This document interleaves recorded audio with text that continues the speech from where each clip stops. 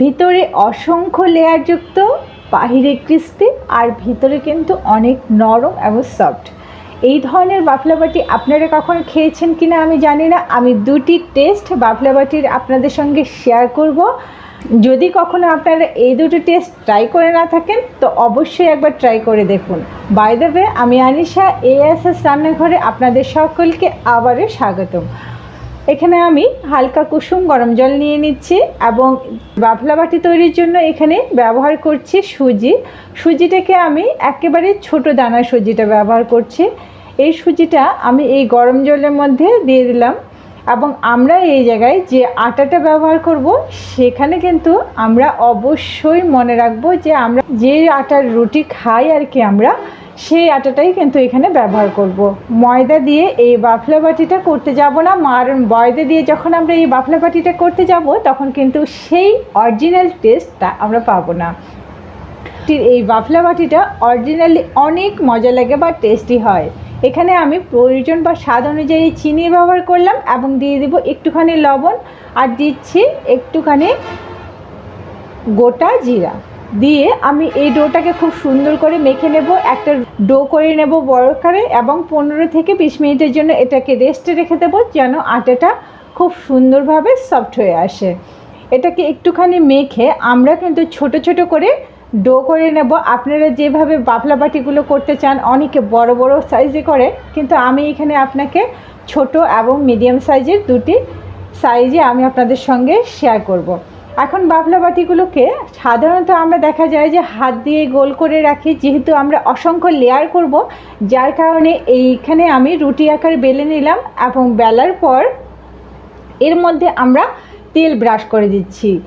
আপনারা এখানে ঘিও ব্যবহার করতে পারেন, কিন্তু আমি রান্নার তেলটা দিলাম এবং উপরে সামান্য একটু আটা ছড়িয়ে দিয়ে দেখতে পাচ্ছেন যে আমি কিভাবে এই রোলটা করে নিচ্ছি। সুন্দরভাবে এটাকে পেঁচিয়ে এমন করে পেঁচিয়ে দেখবেন যে হয়ে গিয়েছে, তখন আমরা এটাকে এমন করে রোল করে গোল আকার দিয়ে বাফলা বাটির একটা শেপ দেব। বা আপনারা যদি চান যে এভাবে খুলে আমি বাফলা বাটিগুলোকে এত বড় সাইজে করব না, ছোট ছোট করব, একটা রুটিকে আপনারা এভাবে দুটো করে যা আপনাদের খুশি, আপনারা যে সাইজের এটা করতে চাচ্ছেন সেই সাইজেরই এটা করে নিতে পারেন। এখানে কোনো রকম পারফেক্ট কোনো মাপ নেই যে এই মাপেরই করা লাগবে। আপনাদের যার যেমনটা খুশি সেভাবেই এই বাফলা বাটির সাইজটা করে নিতে পারেন। আমার এই বাফলা বাটির রেসিপি দুটি যদি আপনাদের ভালো লেগে থাকে তো প্লিজ চ্যানেল সাবস্ক্রাইব করে আমার পাশেই থাকবেন এবং লাইক ও কমেন্ট করতে ভুলবেন না। আমারটা দেখছেন আমি ছোট ছোট দুটো করেছি এবং এই সাইজের বেশ কয়েকটা করে নিচ্ছি। এখন আমি এগুলোকে প্লেটে তুলে নিয়ে নিচ্ছি। দেখতেই পাচ্ছেন আমার দুটো ছোট ছোট, আমি 3টা বড় সাইজ করেছি এবং একটা স্টিলের প্লেটের মধ্যে আমি ঘি ব্রাশ করে দিলাম বা আপনারা তেল বাটার যেটাই হোক ব্রাশ করে দিতে পারেন। আমি গরম জল এখানে বসিয়ে দিয়েছি, একটা স্ট্যান্ড দিয়েছি, তার উপরে প্লেটটাকে বসিয়ে দিয়ে বাফলা বাটিগুলোকে আমরা কিছুক্ষণ ভাপ দিয়ে রান্না করে নেব। কিছুক্ষণ ভাপ দিয়ে রান্না করে নিলেই দেখা যাবে যে বাফলা বাটিগুলো আমার সেদ্ধ হয়ে এসেছে এবং যখন এগুলো সেদ্ধ হয়ে আসবে তখন আমরা এটাকে দেখলেই বুঝতে পারবো, তুলে নেব। আরেকটা এখন ফ্রাই প্যান বসিয়ে দিচ্ছি। ফ্রাই প্যানে হালকা ব্রাশ করে দিচ্ছি ঘি ব্রাশ করে দিয়ে বাফলা বাটিগুলোকে আমি 4 ভাগে ভাগ করে নিয়েছি। আপনারা 2 ভাগেও ভাগ করে নিতে পারেন। 4 ভাগে ভাগ করে নিয়ে আমি এগুলোকে উল্টিয়ে পাল্টিয়ে এই ঘিয়ের মধ্যে কিছুক্ষণ ভেজে নেব যেন বাফলা বাটির উপরে যে অংশটা আছে সেটা একটু ক্রিস্পি হয়ে যায়।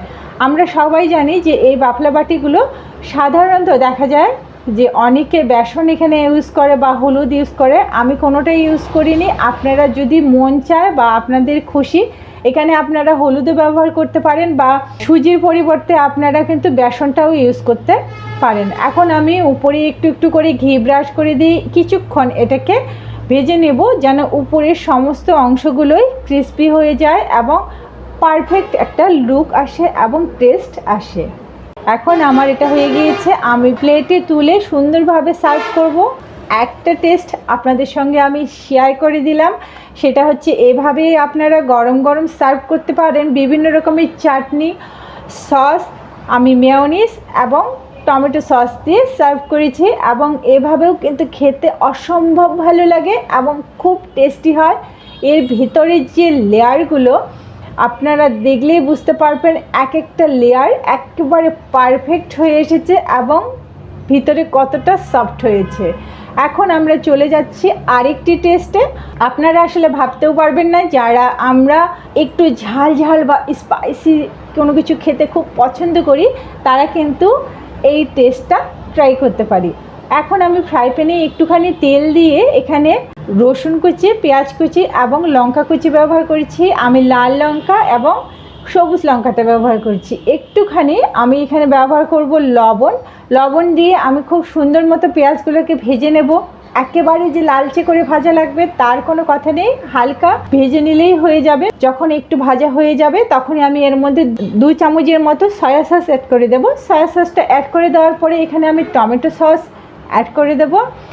সমস্তটাকে খুব সুন্দরভাবে একটুখানি নেড়েচেড়ে নিয়ে আমরা এর মধ্যে অ্যাড করব লাল লঙ্কার গুঁড়ো। যেহেতু আমরা ঝাল খেতে পছন্দ করি যার কারণে আপনারা আপনাদের স্বাদ মতো এখানে ঝালটা ব্যবহার করবেন। কিন্তু বাফলা বাটির যে এই টেস্টটা সত্যি আমার কাছে অসম্ভব লাগে। লাল লঙ্কাটা দেওয়ার সঙ্গে সঙ্গে আমি কিন্তু একটুখানি অবশ্যই জল দেব, কারণ নইলে এই শুকনো লাল লঙ্কাটা পুড়ে যেতে পারে। আপনারা যে যেমনটা স্বাদ মতো চিনি খেতে পছন্দ করেন। দেওয়ার পরে আমি যে বাফলা বাটিগুলোকে ভেজে রেখেছি এগুলোকে এই সসের মধ্যে একটু সল্ট করে নেওয়ার পরেই এর অরিজিনাল একটা অন্য রকমের টেস্ট বা স্বাদ আপনারা পেয়ে যাবেন। সত্যি ভাবতেই পারবেন না যে আপনারা যে বাফলা বাটিটা টেস্ট করেছেন আর এই বাফলা বাটিটা একেবারে স্বাদে, টেস্টে এবং লুকে সম্পূর্ণই ভিন্নতা। পাশে থাকা বেল বাটনটি ক্লিক করে দেবেন যেন আমি আপনাদের সঙ্গে সব সময় সংযুক্ত থাকতে পারি।